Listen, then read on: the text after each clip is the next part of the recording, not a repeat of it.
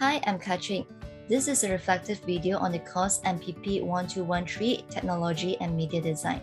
So throughout this course, I have learned about the multimedia technology and applications, the multimedia development and designing principles, and the 5 multimedia elements.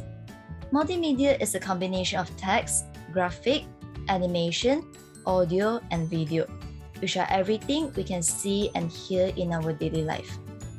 It can be applied in many fields including entertainment, business, advertisement, science and technology, and of course, education.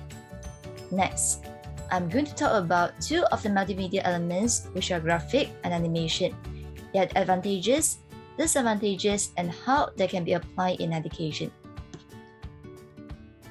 First of all, let's go into graphic. What is graphics? Graphic is a visual digital representation of non-text information such as chart, drawing, photograph, or navigation pattern. In my opinion, one of the advantages of using graphics in education is to grab students' attention during teaching and learning process. There's a saying that people learn better from text and picture than text alone. For example, when I introduce group 13 elements to my student, I will show them related image of each element. This will enable students to visualize each element and can remember them for a longer period. Secondly, graphics can help to convey information more quickly. Besides, it also helps to illustrate the concept and make complex information simpler.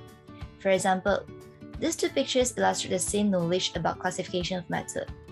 One in the form of text, and another is represented in the form of chart. Based on my students' feedback, the chart is more beneficial to them, as they can see the big picture and the interrelation between each point.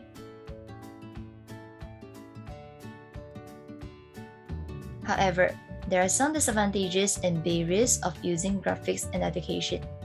If the graphic chosen is ambiguous, it can cause misinterpretation and the information will not be conveyed effectively. Besides, it brings accessibility barriers for blind or visually impaired people because they might not be able to access the information.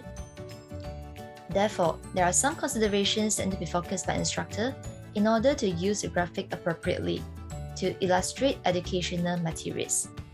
The first one, instructor needs to make sure it is legible that they need to carefully choose the graphics that can clearly convey the concept and can be understood by all of the students.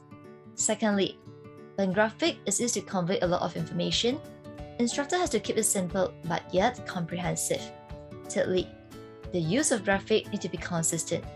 If a shape has a specific meaning in the document, make sure it carries the same meaning throughout the document. Let's go to the next topic, animation.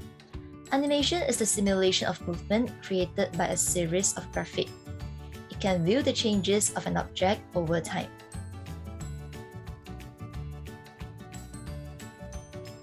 Then, I'm going to share some of the advantages and uses of animation in education. Firstly, animation can bring topic to life. For example, I like to use animation in my PowerPoint slide to attract students' attention, especially at the set induction phase. Secondly, animation can help to do demonstrations or illustrate abstract concepts. Here is how I introduce and explain Brownian motion to my students.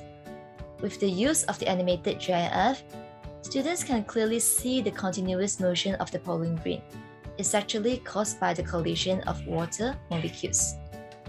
I like to use animated GIF because it can help to visualize subjects for better understanding and promotes students' engagement even for low proficient students. Thirdly, instructor can use the interactive simulation to enhance the experiential learning, especially in the subject of science and mathematics. In science, there are some free simulation applications online that allow students to carry out virtual experiments. And here are some of the simulation applications that can be found online. It is especially useful for remote education and also allows students to perform experiments that are not safe to be done in the real life. In mathematics as well, 3D animation can be used to teach geometrical shapes, for example, like using GeoGebra. Fourth, It can reduce the learning difficulties of dyslexia students, where they may need to take more effort to understand the text information. However, animated teaching aids can actually shorten their learning time.